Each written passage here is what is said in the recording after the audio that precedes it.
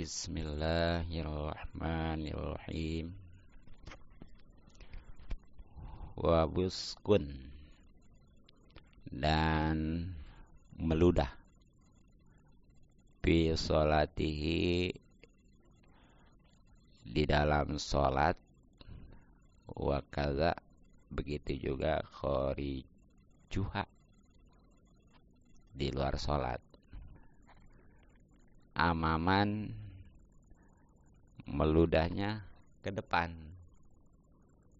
aikibala wajihi, yakni ke arah wajahnya. Wa ilam yakun, walaupun ia itu manhua, orang yang bukan kharijuha, di luar sholat, mustaqbilan, itu lagi menghadap kiblat. Nah, kama atlaqahu, sebagaimana telah dimutlakan pendapat ini An-Nawawi, oleh Imam Nawawi. Hadirin rahimakumullah, untuk kajian fikihnya referensi kitab Fathul Mu'in masih tentang kemakruhan sholat ya.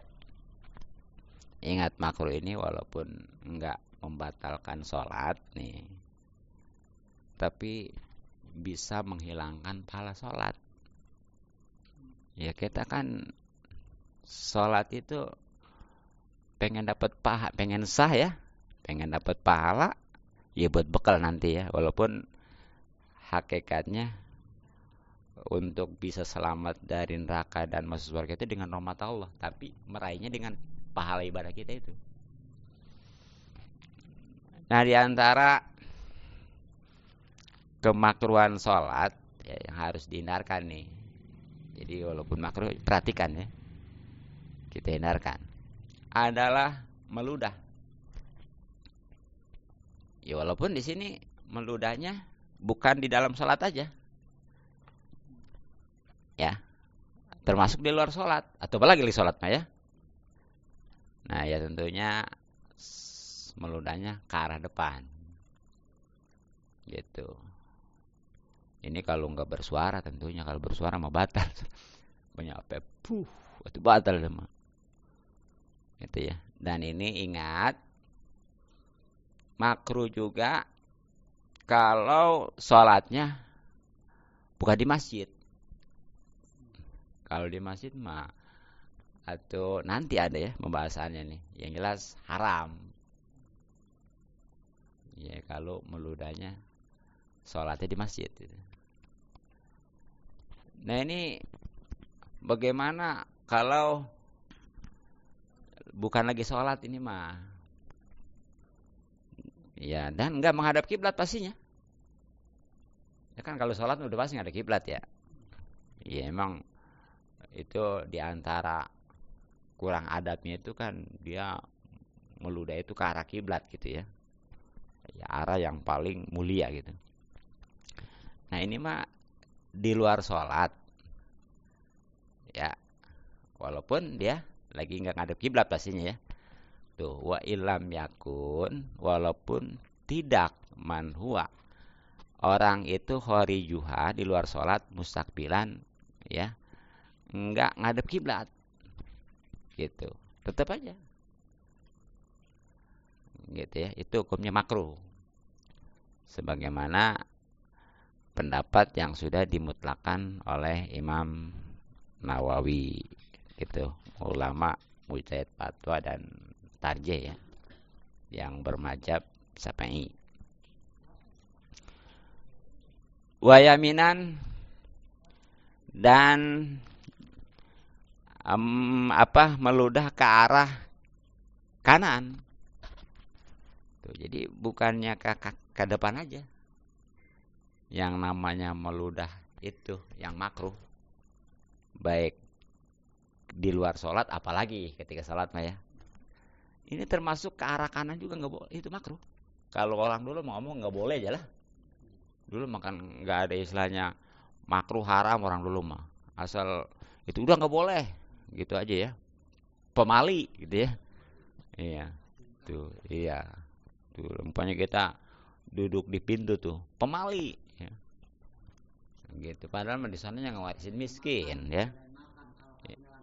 Ah, iya itu habisin bersihin ya. Bahasanya itu pemali itu kalau disisain ya padahal itu di situ berkah gitu ya.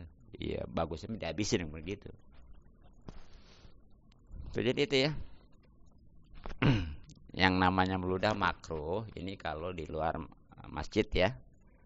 Kalau di dalam masjid, kalau di luar masjid ada pun di luar masjid haram. Itu baik di dalam sholat maupun di luar sholat ya.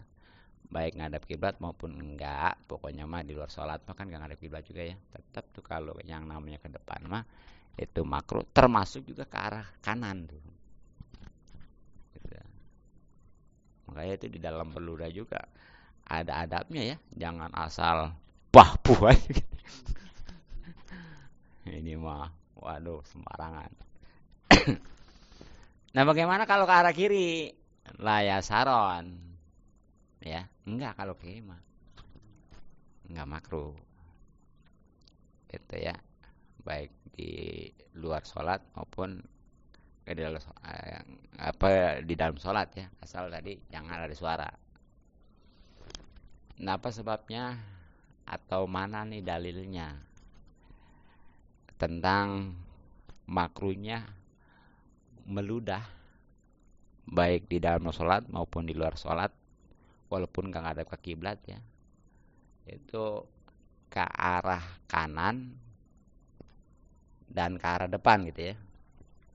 Nah ini li khobari syekhoni, karena ada hadis riwayat dua guru. Nih kalau dalam hadis ini kalau istilah syekhoni udah gak asing lagi, pasti Imam Bukhari dan Muslim ya. Yang hadis-hadis itu ya emang udah ketahuan soalnya ya. Nah jadi nih dasar atau dalilnya tentang makruhnya meludah baik di sholat, di dalam sholat atau di luar sholat ya, baik ke arah depan maupun ke arah kanan. Ini hadis Imam Bukhari Muslim, di mana Rasulullah SAW bersabda nih, idza kana, ketika ada ahadukum, salah seorang di antara kamu, bis sholati, di dalam sholat, fa'inau, maka sungguhnya ia, yunaji, itu lagi munajat, robahu, kepada Tuhannya, azza wa jalla ya, yang maha perkasa dan maha agung pastinya.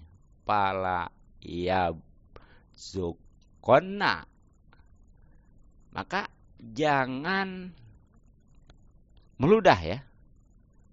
Ya bahkan di sini ada non tokit sakila ya. Jangan coba-coba meludah lah gitu ya. Ada penekanan gitu. Bena yadaihi, di antara hadapannya, wala an yaminihi, dan juga dari ke arah kanannya. Bal an yasarihi, akan tetapi kalau meludah mah ke arah kirinya. Autah tak kodamihi, ataupun ke bawah telapak kakinya. Ya. Ya, al yusra, tapi yang sebelah kiri. Au pisaubin, atau pada pakaian. Ya biasanya sih ke kantong gitu ya. Ya. Tapi min jihati yasarihi, yang adanya dari arah kirinya. Wahwa. Nah inilah yang ke arah kiri itu awal lebih utama. Jadi ini hadisnya ya.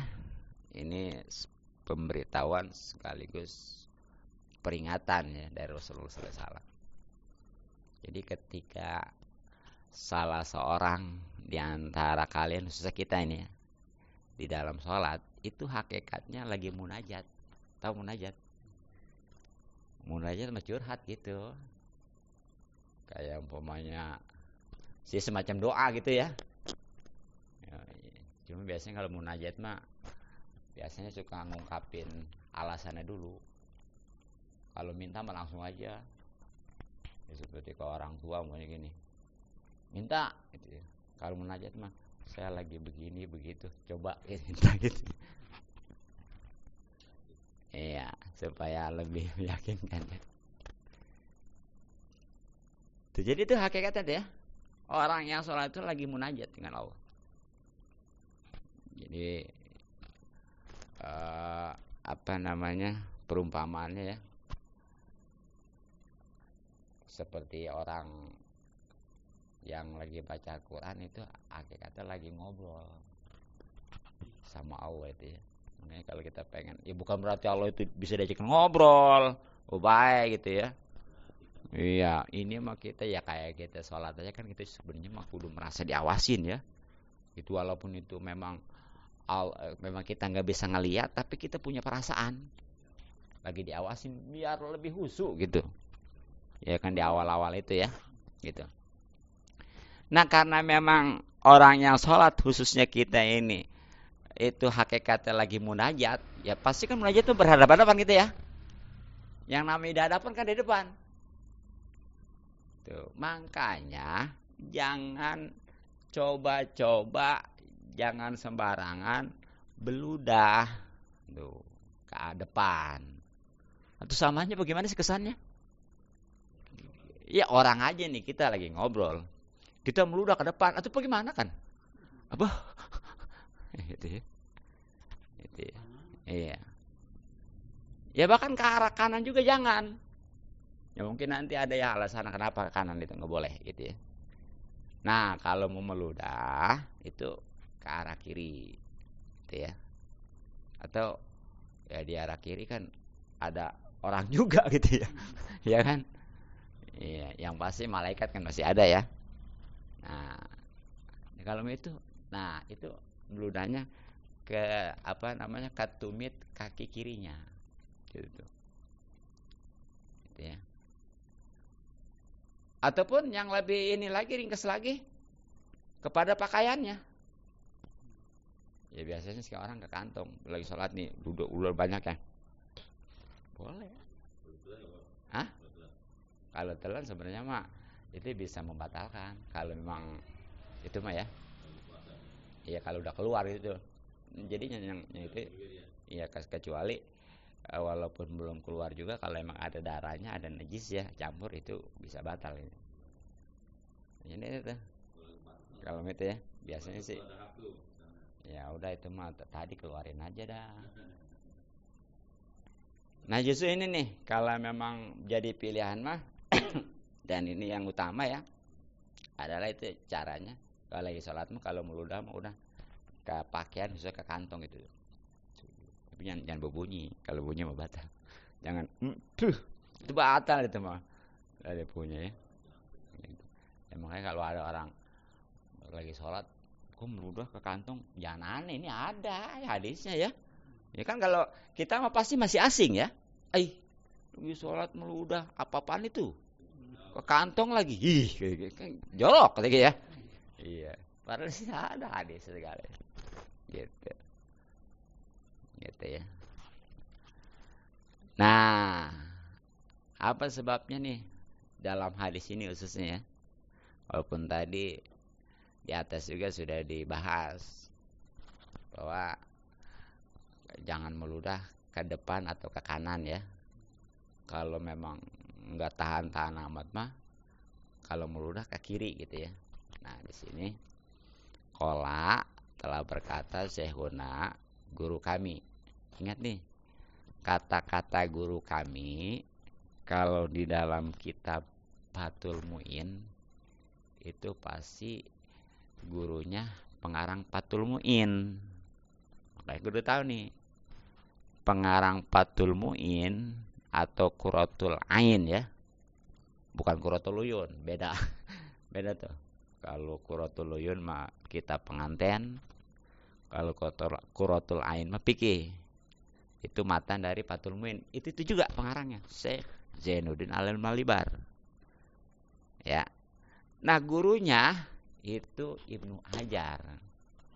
Tapi Ibnu Hajar Al-Haytaminya, ahli fikih. Sebab bicara Ibnu Hajar ada dua. Ada ahli fikih, ada ahli hadis. Ya, kalau Ibnu Hajar Al-Haytami, ini sini nih gurunya Zainuddin Al-Malibar itu ahli fikih. Kalau yang ahli hadisnya adalah Ibnu Hajar Al-Asqalani. Tuh, jadi beda ya. Begitu. Itu seperti tadi tuh yang kitab Nasolibat ya. Itu kan Syekh Nawawi juga tengahnya.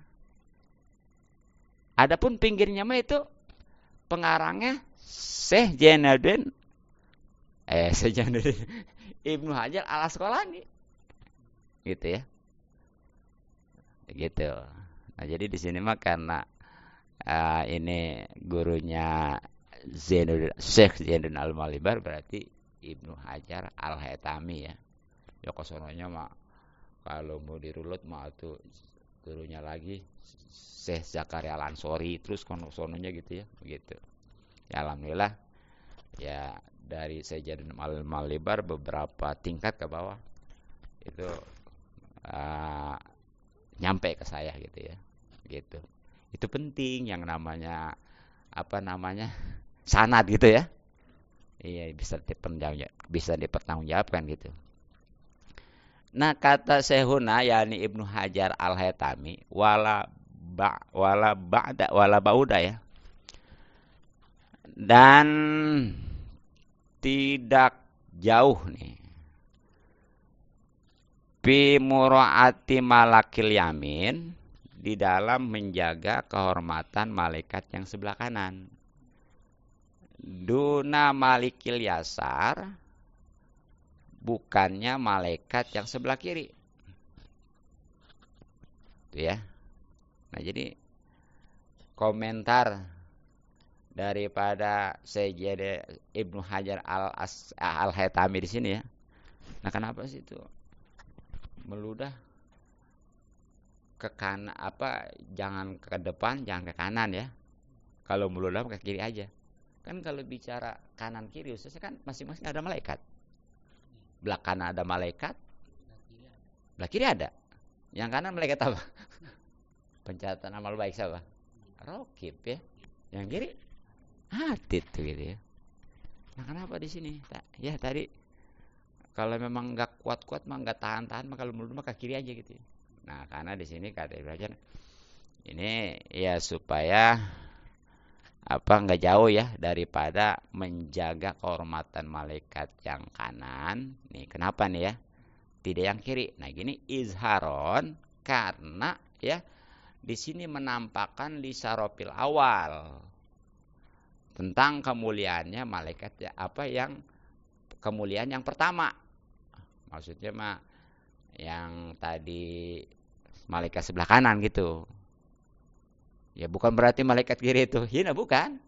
Tapi tadi kalau nggak tahan begitu udah kepaksa ya. Begitu. Memang sebenarnya tadi kalau memang sangat-sangat kepaksa mendingan ke bawah. Jadi nggak mengenai malaikat Raqib, nggak mengenai malaikat Atid gitu. Gitu ya. Nah itu. Kemudian walau kana kalau ada alayasarihi di arah kanannya seseorang. Pakot ya saja insanun seorang manusia. Basoko maka meludahlah an yaminihi dari arah kanannya.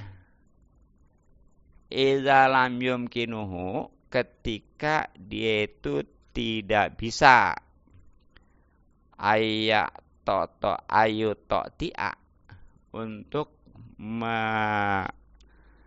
miringkan ya atau untuk menungkulkan srosahu kepalanya wayabsuko dan dia meludah La ilal yamini, tidak, sehingga dia bisa meludahnya ya, la ilal yamini, tidak ke arah kanan, wala ila yasarihi, dan juga tidak ke arah kiri. Jadi nih, kalau terjadi ya suatu ketika seorang nih lagi sholat atau di luar sholat pengen meludah, kan tadi nggak boleh juga ke depan atau ke kanan ya. Nah kan kalau ke kiri nggak apa-apa. Ini mah justru di kirinya ada orang, gitu ya. Maka kalau memang jadi sebelah kanan nggak ada orang nih, gitu ya. Ada juga sebelah kiri. Nah kalau memang kondisinya gitu udah meludah aja ke kanan, nggak apa-apa ya. Sebab kalau dia meludah ke kiri, resikonya berat, madarat ya, terjadi fitnah. Apalagi kalau yang orang itu, waduh, galak itu langsung main gaplok kurang gitu ya. Iya, bisa ribut urusan. Yang gak pugu-pugu gua diludahin, jadal teh. Ribut bisa ya. Iya. Nah tapi tuh ya, dia meludah ke kanan juga kalau memang udah nggak bisa untuk umpamanya miring-miringin kepalanya, ya, gitu. Udah dia itu nggak bisa, dan sehingga kalau dia itu udah miring-miring kepala kan nanti nih reak ini ya, nunggingin itu tuh biar masuk lagi ludahnya. Kan kalau nanti itu dia mah nanti dia meludahnya nggak bakal meludah ke kanan ke kiri tapi masuk lagi. Gitu tujuannya. Jadi kalau memang pada dasarnya tadi kalau memang di sebelah kiri ada, di sebelah kanan kan nggak ada orang nih, ya kan tadi nggak boleh ke kanan mah, boleh ke kiri tapi di kiri ada orang. Nah itu kan boleh sebelah kanan, tapi kalau bagus kalau memang dia masih bisa nih untuk itu tuh ya biar turun gitu ludahnya. Iya, telananya deh gitu ya, lumayan gitu ya. Nah itu mestinya begitu, sehingga dia nantinya nggak meludah baik ke kanan maupun ke kiri gitu ya. Nah, terus wa in nama yahrumu nih, baru tadi ya. Hubungannya kepada yang pertama nih, mafhumnya nih. Wa in nama yahrumu, dan pastinya haram al busoku, meludah di masjidin, di dalam masjid. In bakia, kalau memang tersisa jirmuhu, jatnya ludah itu ya. Itu jadi haram tuh meludah di masjid. Baik, ini masjid ini bukan aja yang memang bangunannya ya, pokoknya tanahnya juga.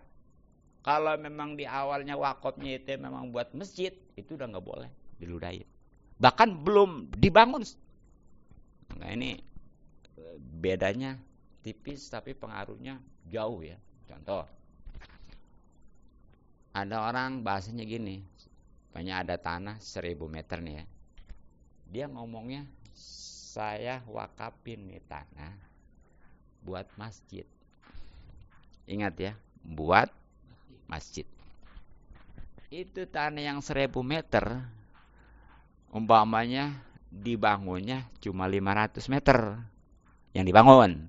Berarti sisanya berapa? 500. Itu yang 500 meter itu walaupun gak dibangun, itu berlaku hukum masjid. Nggak boleh tuh di situ bikin WC.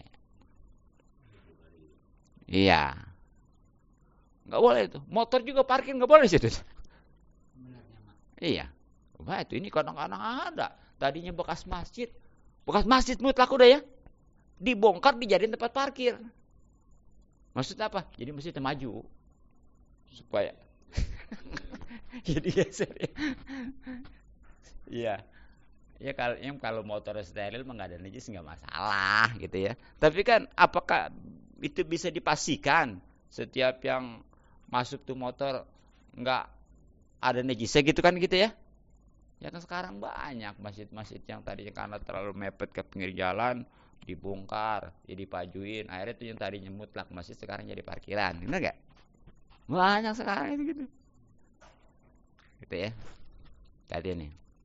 Itu sekali lagi nih kalau yang bahasanya gitu tadi saya wakaf tanah 1000 meter untuk masjid itu jangankan udah dibangun tuh ya sebagian tuh yang 500 meter belum dibangun sama sekali udah nggak boleh tuh di situ berlaku hukum masjid udah makanya kudunya dipagar itu iyalah iya. Nggak boleh sembarangan orang-orang yang head juga liwat gitu ya apalagi pokoknya karena masih berupa tanah main kecingin aja aduh gitu ya. Nah kecuali kalau ngomongnya bahasanya ini saya wakafkan ini tanah 1000 meter untuk ngebangun masjid. Nah itu baru yang dipakai ngebangun doang. Banyak yang dipakai ngebangun 500 meter. Itu hanya itu doang yang berlaku jadi masjid tuh. Yang nggak boleh sembarangan itu ya. Nah adapun yang 500 meter itu walaupun dipakai WC nggak apa-apa. Gitu. Jadi kudu bisa bedakan ya. Tuh.